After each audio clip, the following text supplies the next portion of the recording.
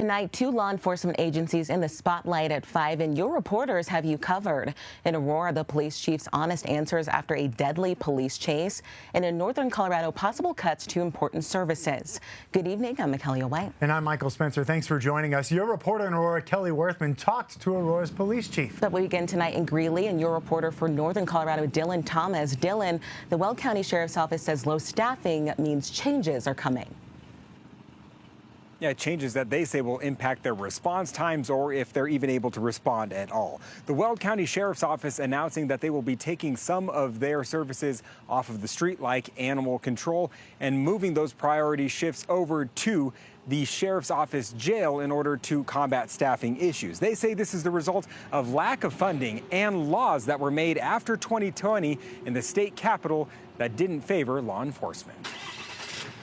We're having a terrible time trying to find people to work at the sheriff's office. To the point that staffing was so minimal, Sheriff Steve Reams pulled some staff from their duties in the community in order to operate the county jail. The first obligation in statute that the sheriff has is that he is the keeper of the jail. By statute, the one thing that he has to do. Captain Matt Turner blamed a lack of funding and laws created at the state level in 2020 for the shortage of jail deputies. Because of that, the draw to be a cop has diminished significantly. Well, the sheriff has asked for more funding for some time now. County Commissioner Lori Sain said she wants to pull funding from other places in the budget to help the sheriff. This is the worst possible time to not prioritize our sheriff, and we should have done that when he asked the first time, which I believe is December 5th. There's things we can cut out of our budget that are nice to haves but not need to haves. County Commissioner Chair Kevin Ross said they agreed on Monday to dip into county reserves to give raises to deputies. This is something we don't often do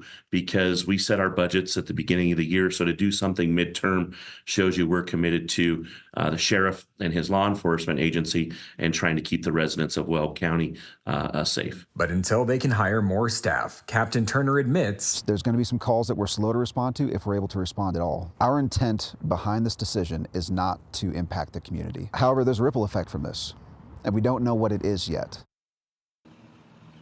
The county says one idea they are still looking at is offering signing bonuses to new employees to try and combat that staff shortage. Captain Turner says any non-emergent calls will possibly have to fill out online reports in the meantime. However, he says emergencies will still receive top priority.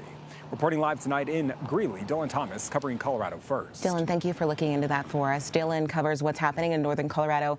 Recently, that's been stories from Estes Park to Fort Collins and Greeley.